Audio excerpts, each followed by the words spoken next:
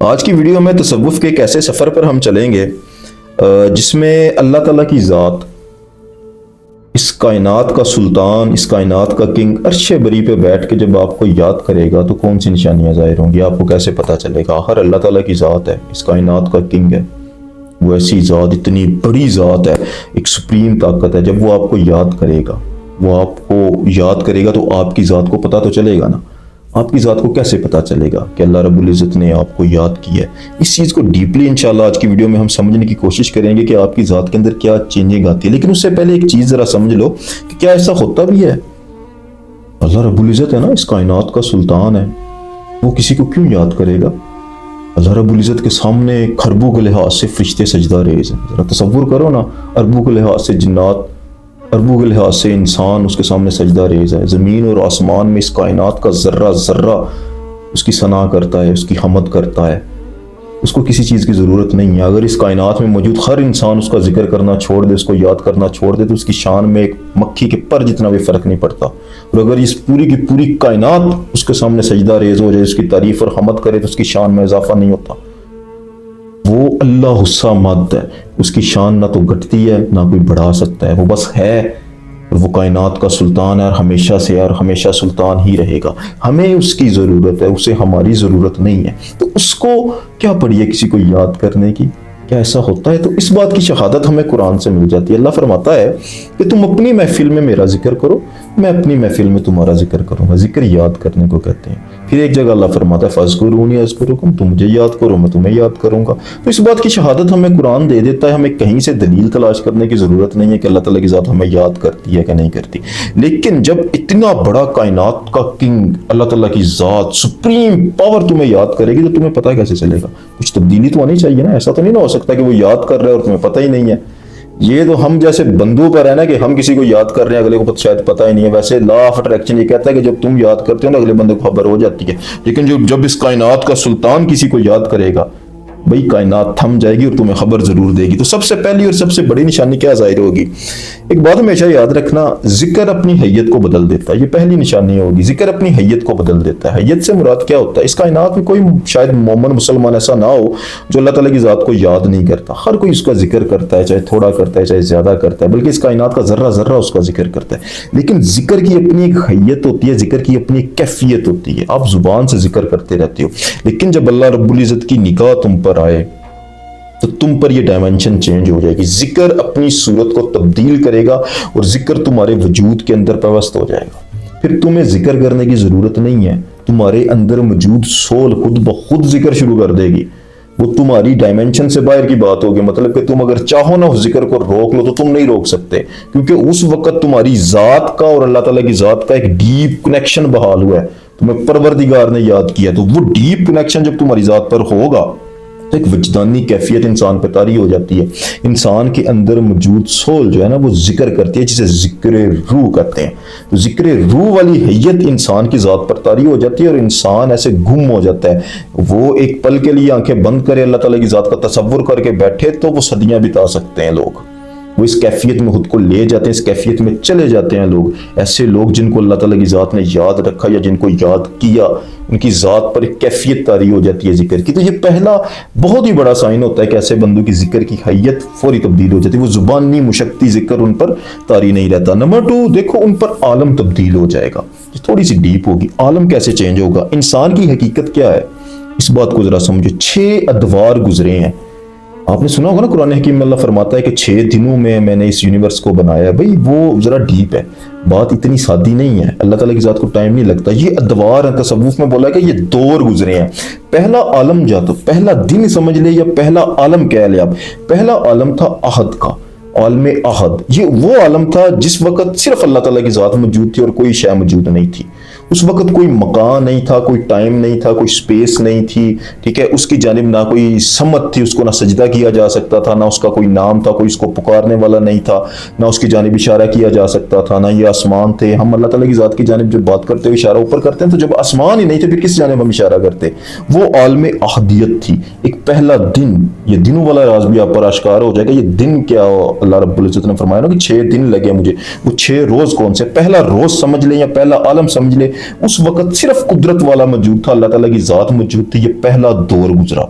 उसके बाद दूसरा दौर आया आलम वाहद वाला, या दूसरा दिन कह लें आप। आलम वाहद में क्या हुआ कि अल्लाह ताला की ज़ात ने आहद से वाहद की सूरत में खुद को कसरत दी थी। वाहद एक को कहते हैं, आहद अकेले को कहते हैं। ये जरा डीपली चीज है, इसको समझ लेना कि आहद और वाहद में फर्क क्या है। आहद कहते हैं, जैसे कहते हैं कुल हु अल्लाहु अहद, वो तन्हा और अकेला है, उसका कोई सानी नहीं, उसका कोई मिसल नहीं, ये आलम आहद है। लेकिन जब वाहद की बात की जाती है तो वाहिद एक को बोलते हैं। अब एक से दो हो सकता है, दो से तीन हो सकता है, तीन से चार हो सकता है, ठीक है, एक प्लस हो सकता है, लेकिन आहद जो है ना वो प्लस नहीं हो सकता। ये आहद और वाहद में फर्क है। तो अल्लाह ताला की ज़ात ने जब इरादा किया कायनात को बनाने का, तो दूसरा रोज वो वाहद था, ठीक है। उस वाहद में अल्लाह ताला की ज़ात की जो सूरत थी वो एक नूर की सूरत में था। आहद में नूर भी नहीं था, तो वसी व अरीज नूर की सूरत में दूसरा दिन गुजरा।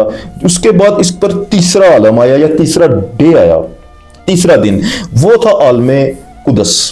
ऐसा अल्लाह ताला की ज़ात ने अपने नूर के अंदर से, वो जो वहदानियत का नूर था ना, उसके अंदर से एक नूर पैदा हुआ जिसे रूह कुदस भी बोला गया। वो नबी पाक सल्लल्लाहु अलैहि वसल्लम की हकीकत है, जिसे हकीकत मुहम्मदिया भी कहते हैं। तो पहली रूह तीसरे दिन हजरत मोहम्मद मुस्तफ़ा सल्लल्लाहु अलैहि वसल्लम की सूरत में। उसके बाद फिर चौथा आलम आया। ये वाली जो रूह थी ना, रूह कुदस, यही रूह कुदस रूह सुल्तान के अंदर महफूज हो गई। आपने 7 रूहों वाली बात सुनी है ना, सुल्तान फकर फरमाते हैं कि इस दुनिया में 7 रूहें आनी हैं जो सुल्तान रूहें हैं।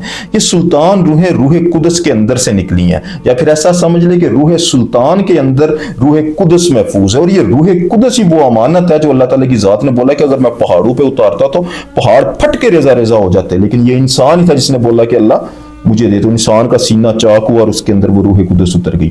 ये बिल्कुल ऐसे है कि जैसे एक बीज के अंदर एक दरख्त छुपा हुआ होता है, ऐसे ही रूह सुल्तान के अंदर, उन 7 रूहों के अंदर ये रूहुल कुदस छुपी हुई है। ये रूहुल कुदस हकीकत मुहम्मदिया है। इसीलिए कहते हैं कि हर इंसान के अंदर सरकार दो आलम सल्लल्लाहु अलैहि वसल्लम का नूर बसा हुआ है, तो वो रूहुल कुदस की शक्ल में है। तो चौथा दौर जो गुजरा वो फिर जो आलम था ना, वो आलम सुल्तान था, यानी सुल्तान रूहें तहलीक हुई। उसके बाद बारी आई 5वें दिन की, या 5वें दौर की, या 5वें आलम की, वो था आलम इंसान। फिर यही सुल्तान रूहों के अंदर से एक रूहें पैदा हुई जो रूहें इंसान की शक्ल में थी, ठीक है। उसके बाद इसका फिर छठा दिन या छठा आलम था जो आलम हैवानियत कह लें उसे, या जिसे रूह हैवान कह लें आप, ठीक है। ये हमारा जो जिस्म है ना, ये आलम नासूत, ये हलक हुआ। तो ये टोटल 6 दिन लगे थे, ये 6 दौर गुजरे थे, 6 आलम गुजरे थे। जब अल्लाह ताला की ज़ात किसी भी इंसान को याद करता है ना, तो उस पर ये डायमेंशंस बदलना शुरू हो जाती है। मतलब वो हैवानी सिफत जो है ना हमारी ज़ात के अंदर, ये जो वजूद हमें नजर आ रहा है, ये एक हैवानी सिफत है। ये हैवानी सिफत खत्म हो जाएगी, फिर इंसान कम अज कम आलम इंसान में चला जाएगा, यानी अपनी असल की तरफ बढ़ जाएगा। ये डायमेंशन इंसान पर चेंज हुई, समझ लो अल्लाह ताला की ज़ात ने तुम्हें याद किया है। अगर तुम्हारी डायमेंशन वहीं की वहीं रुकी हुई है ना, तुम आलम नासूत के इस आलम के अंधेरे में हो, यानी छठे रोज में हो, तुम इससे पहले पीछे नहीं जा पा रहे, तो समझ लेना कि तुम अभी तक जो है ना वो अल्लाह ताला की ज़ात के डीप कनेक्शन में नहीं आई। तो ये दूसरी बहुत बड़ी निशानी होती है कि इंसान पर इन डायमेंशन में से एक डायमेंशन अल्लाह ताला की ज़ात चेंज कर देती है। उसके बाद बात करते हैं तीसरी बहुत बड़ी निशानी। मैंने पीछे बात की रूह सुल्तान। इस दुनिया में आके बहुत से लोग ऐसे हैं जिन्होंने सफ़र किया है अल्लाह ताला की ज़ात की जानिब। वो सुल्तान रूहें हर वक्त इस दुनिया के निज़ाम को चलाती हैं, इस दुनिया में मौजूद है।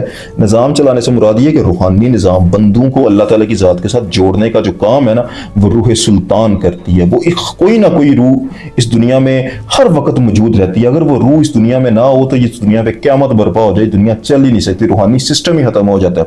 वो रूह सुल्तान आपकी ज़िंदगी में एंटर हो जाएगी, आपसे स्पिरिचुअली वो राब्ता कर लेगी, किसी ना किसी सूरत में वो आपको एंगेज कर लेगी, ठीक है। तो ये एक बहुत बड़ा साइन है। ये भी जाहिर होगा जब अल्लाह ताला की ज़ात तुम्हें याद करेगी, तो वो रूह सुल्तान ऑटोमेटिकली तुम्हारी ज़ात के करीब आ जाएगी।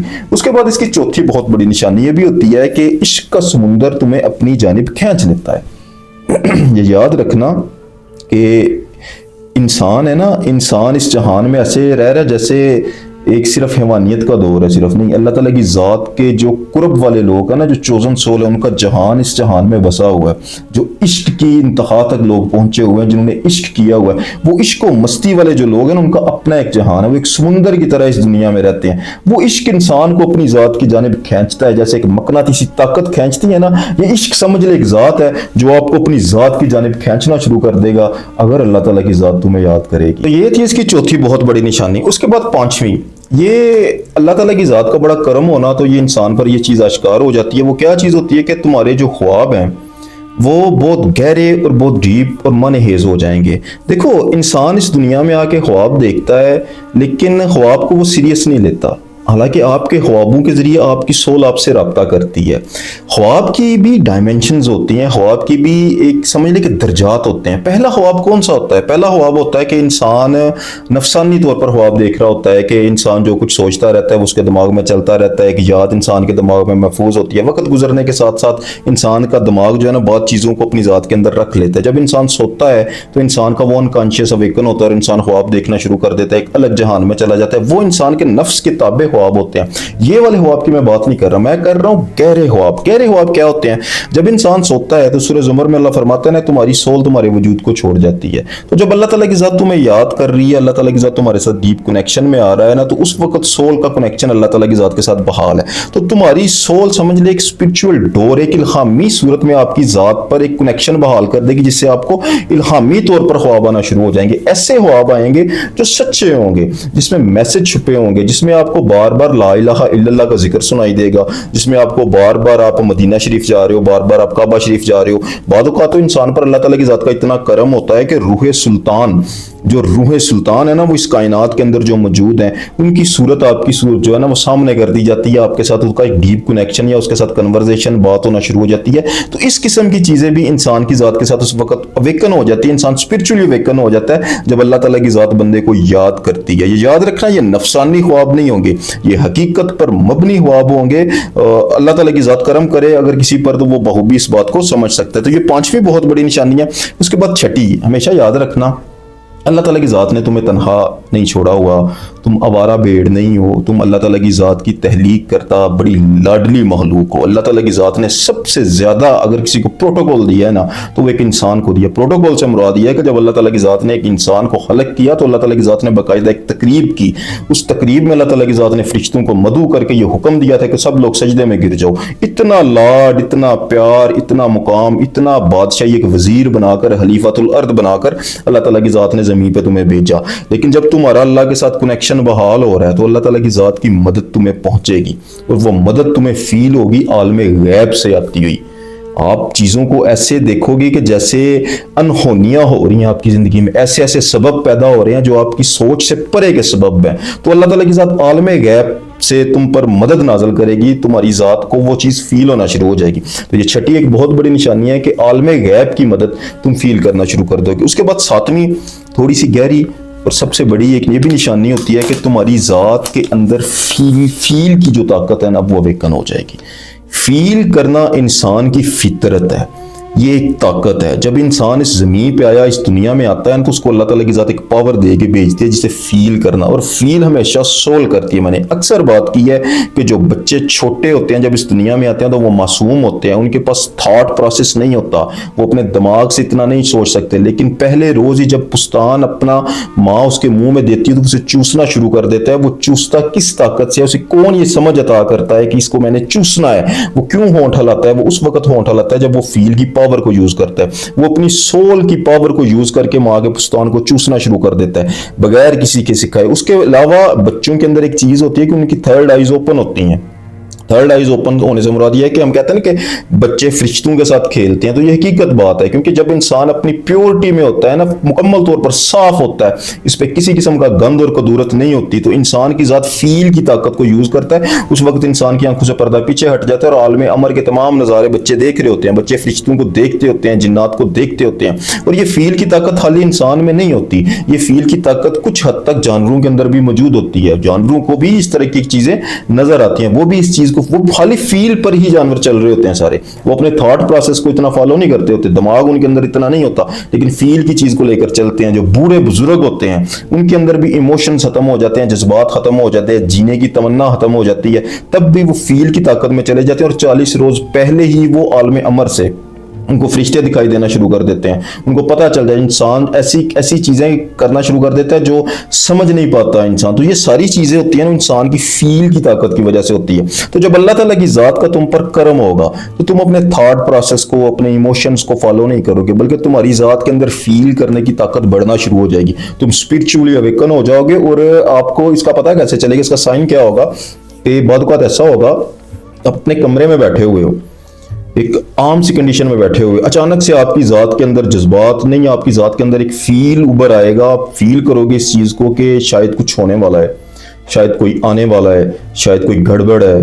आप भांप जाते हो। वो भांपता इंसान कैसे है, वो इंसान फील की ताकत से भांपता है। तो ये वाली जो पावर है ना, ये भी उस वक्त इंसान की अवेकन हो जाती है जब अल्लाह ताला की ज़ात के साथ इंसान का कनेक्शन बनता है। तो ये 7 कुछ ऐसी निशानियां हैं जो उस वक्त जाहिर होती हैं जब अल्लाह ताला की ज़ात के साथ तुम्हारा कनेक्शन बनता है या अल्लाह ताला की ज़ात तुम्हें याद करती है। इस पर मैं ना कभी मजीद भी बहुत सी चीजें डिस्कस कर सकते हैं, लेकिन उम्मीद है मुझे आपको काफी हद तक समझ आई होगी कि कुदरत वाले के साथ अगर तुम्हारा कनेक्शन बनता है तो किस कदर इंसान परवाज करता है। इसके अलावा एक वीडियो इंशाल्लाह हम जरूर करेंगे, जो मैंने बात की ना 6 रोज आलम आहद से लेकर रूह हैवान तक या रूह इंसान तक जो है ना, ये जो 6 रोज गुजरे हैं, 6 आलम गुजरे हैं, इनकी डेप्थ क्या है, इनकी गहराई क्या है, रूह सुल्तान क्या है, रूह कुदस क्या है, हकीकत मोहम्मदिया क्या है, ये सारी चीज़ें भी इंशाल्लाह कभी डिस्कस करेंगे। आज के लिए इतना ही। जज़ाकल्लाहु खैर।